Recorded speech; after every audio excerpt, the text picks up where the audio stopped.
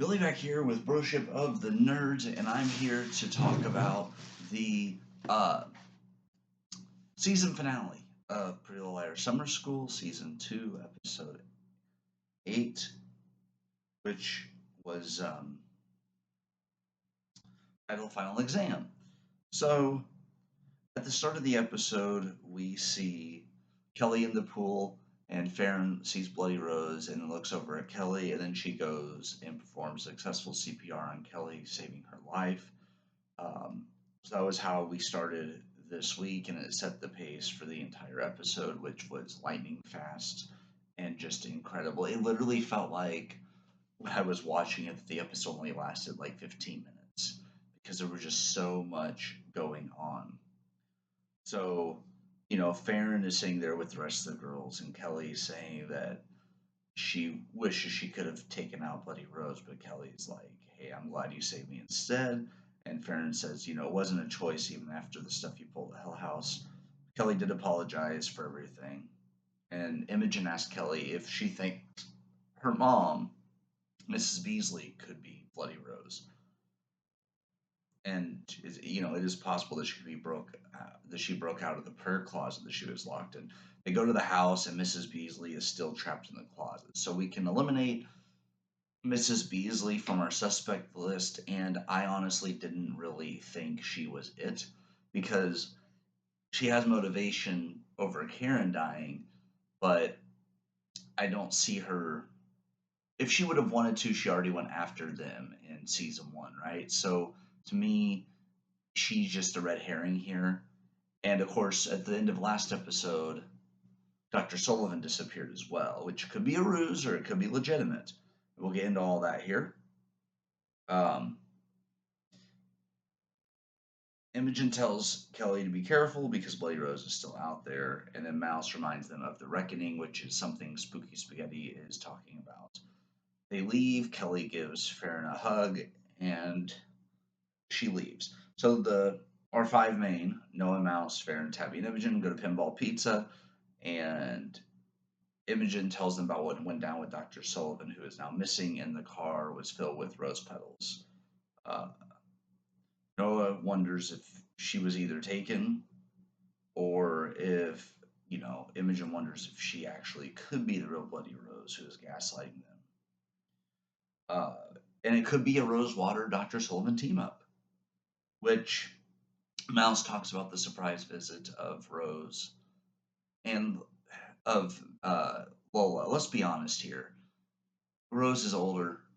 She does not have the moves that Bloody Rose has. I don't care what logic you use, she just doesn't. And I don't think she has the killing in her. She knows she made a mistake with her kids. She's learned her lesson, and I think she's just ready to kind of go on in life.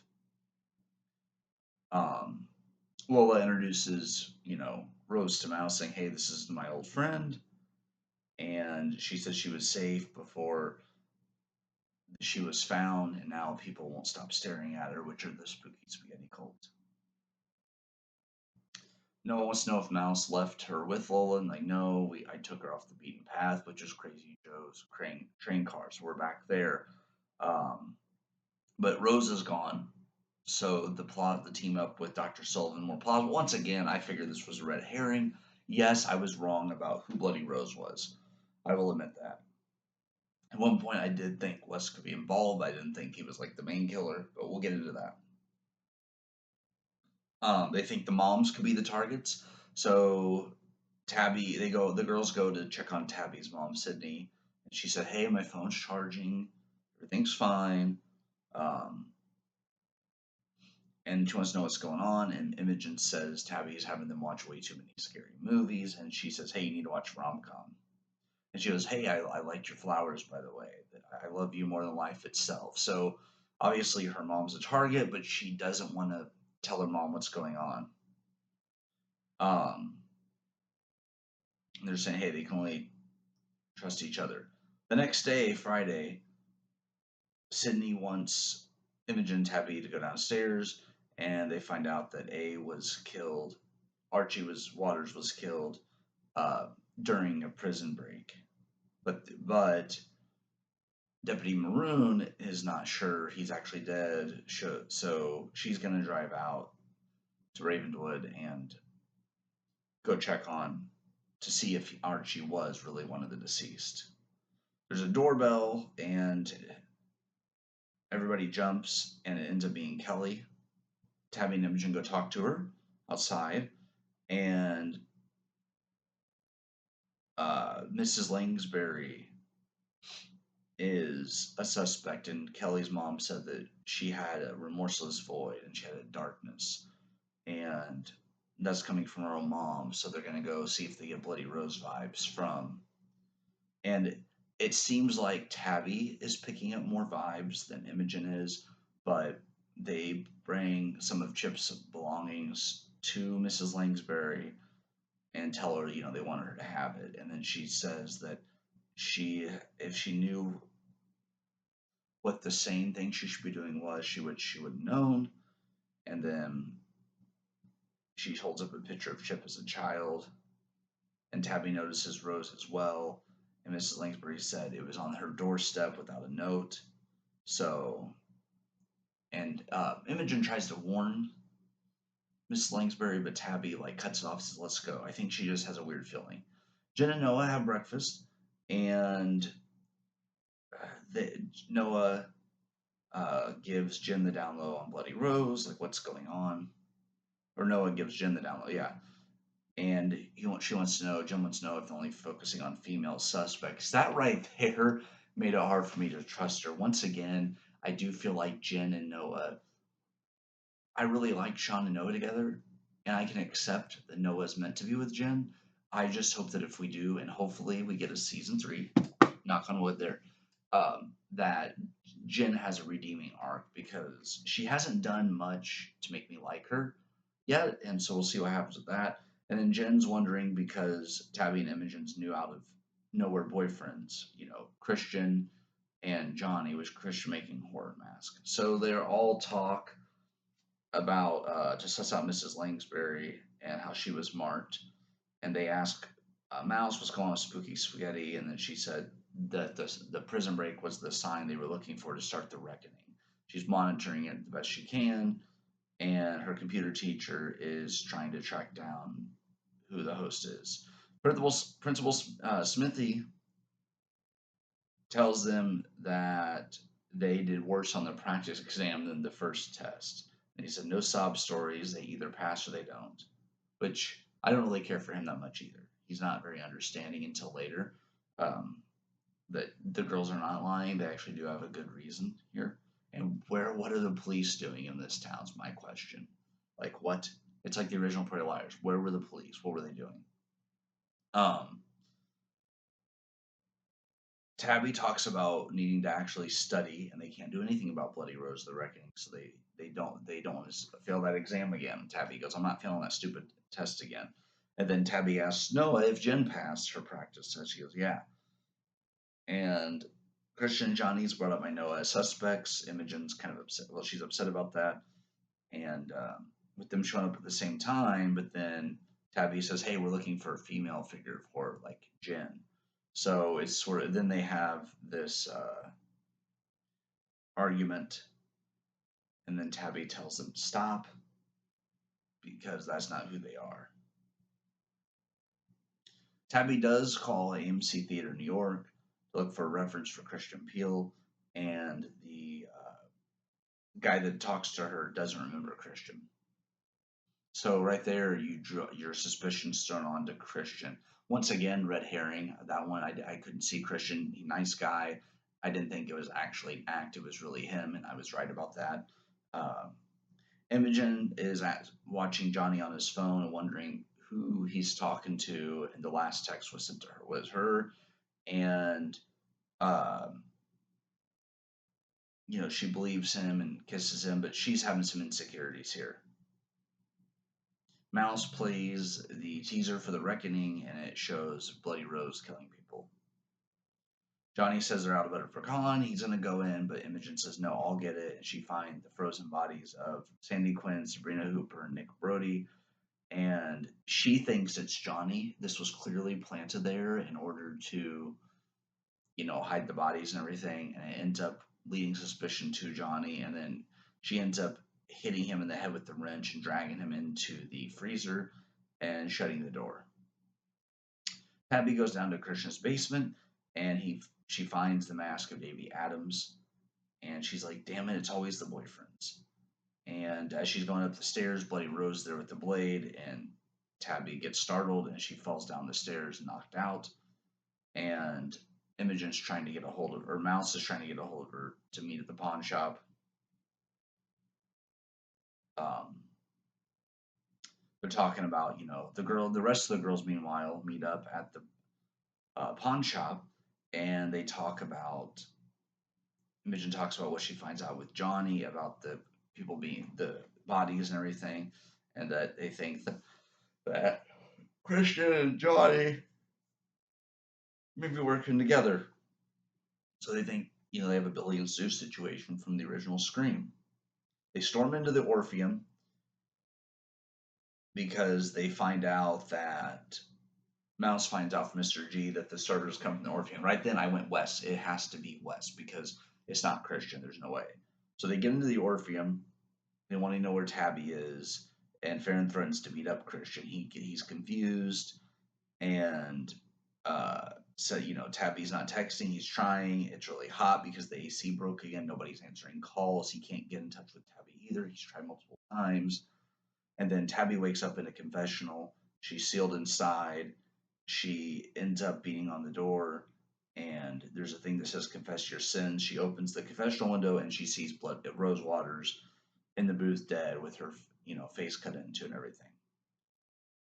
Christian doesn't know what's going on, wants to know what's happening. Mouse asks where the internet servers are. Tabby bursts through the door of the confessional and enters our Mother of Holy Grace, the cult-like church. And she sees horror mask on pikes and the body of Pastor Malachi. And then it has pictures of the final girls test, and Christian and the girls are back at the theater, and they find the servers, and it says, "Hot in here, is it just me? Check out my movie in screening room 3." So they run. Farron says, "Hey, we're looking for Dr. Seuss." They go to this screening room, and Tabby back at the church has assailants with a camera, and they're wearing masks. And she sees A and Bloody Rose coming from the altar room. Tabby can't believe that A is back. She thinks Archie's dead, and Archie or A throws her to the floor. Christian and the girls run to the theater where Tabby's situation is on screen. And through a live stream of Spooky Spaghetti, a lot of people are watching. The numbers are just going up. Bloody Rose tells Tabby to confess the truth about her son. Tabby then realizes, hey, it's Mrs. Langberry behind the mask. And then Imogen just like, hey, we were just there, at the house.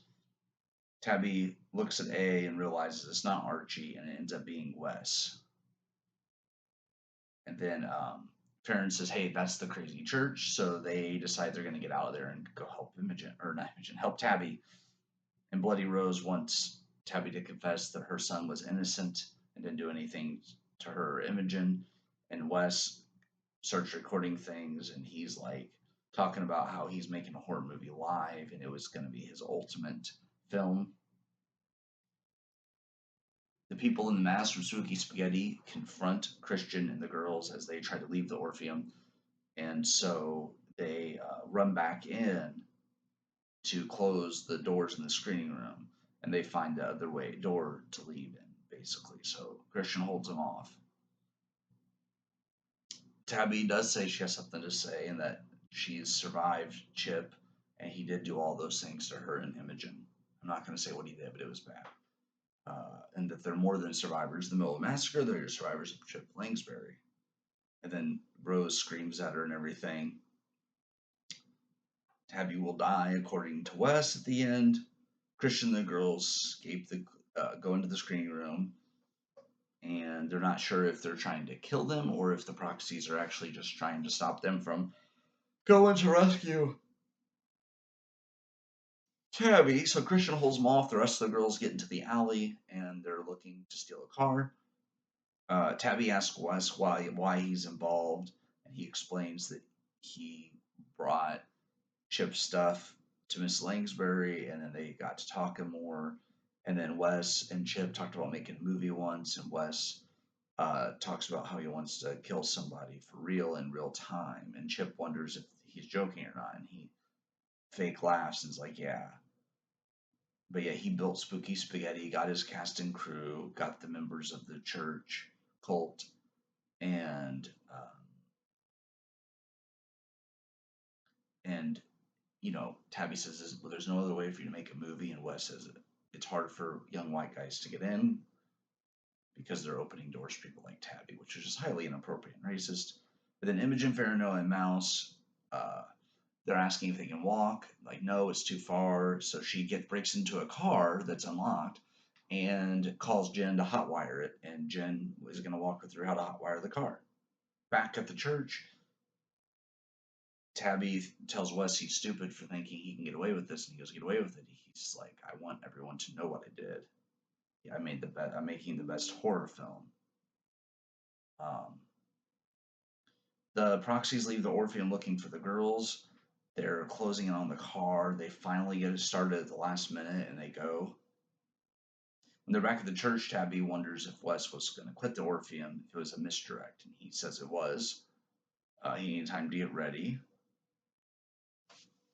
and then he was the one that came up with the mask of Davy and planted it in Christian's basement to get Tabby to think Christian was involved.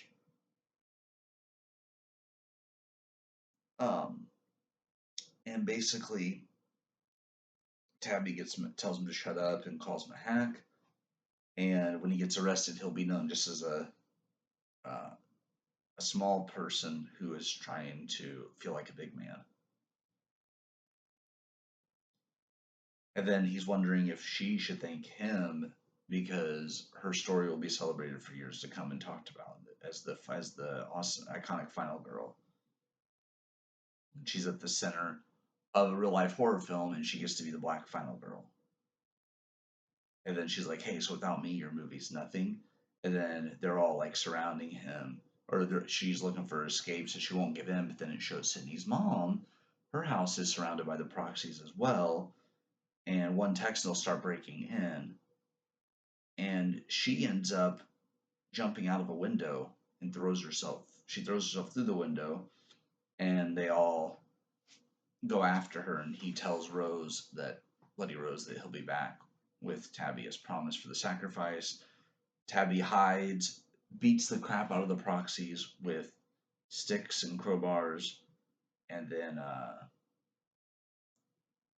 yeah, just beats the heck out of them. And it's just she takes him out, and then Wes goes, "There's my final girl."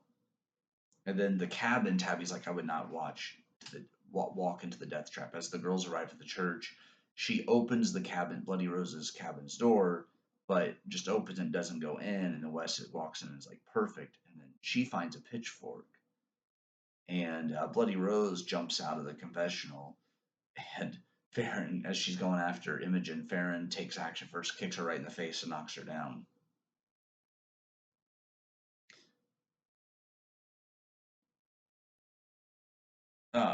Base West says, "Hey, they demand a blood sacrifice. You're going to be it." And she goes, "Turn around, you dumbass."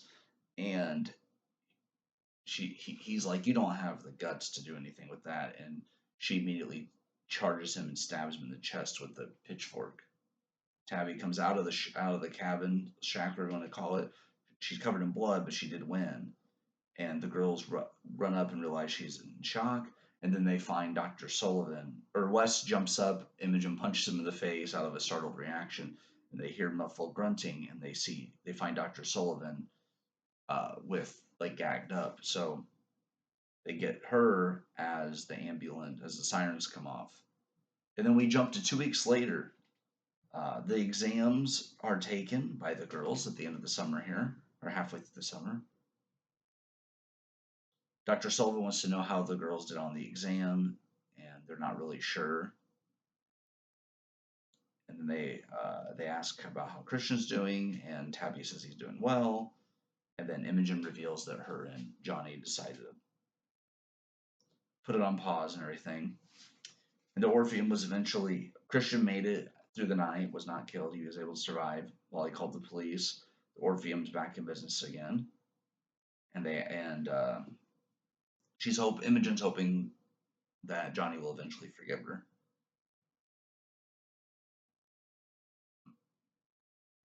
And they studied and studied and studied with Jen in order to try to pass the test. And then she tells him, "Hey, do something nice for yourself." So the girls and Kelly go to Pinball Pizza and they have a new tattoo that said the Final Girl Energy with a little like blood mark on him. It was pretty cool. Kelly, has talked to her mom and things are going to change. She's going to try to do better, which is good.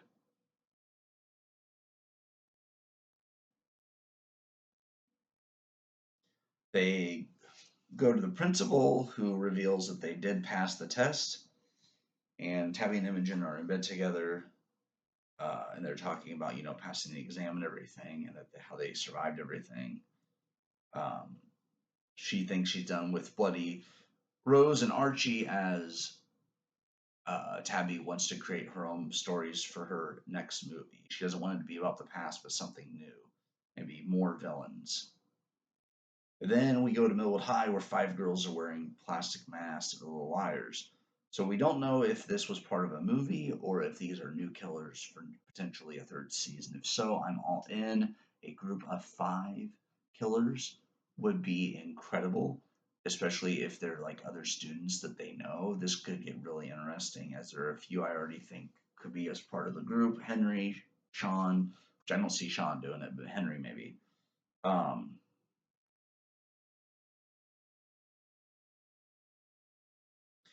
and then Imogen wonders how angry Archer Waters would have been knowing that they're moving on, if he was still alive, that is. Dr. Sullivan's in her office on the phone with her publisher, who says, "Hey, you made a good book about teenage trauma, and they're going to rush it for a big Christmas release, but they need the girls to sign off on it." And she's like, "Oh, yeah, they're narcissists, so she can do that." And then there's a knock on the door. Yeah, the lights go out, and she says, "Hey, there's no appointment." She has a flashlight, and then see A coming in, and she asks if if he killed her son, and then she says the boogeyman never dies, and she's wanting to know if Sebastian was killed by her, and he cuts her off and he stabs her multiple times and kills her.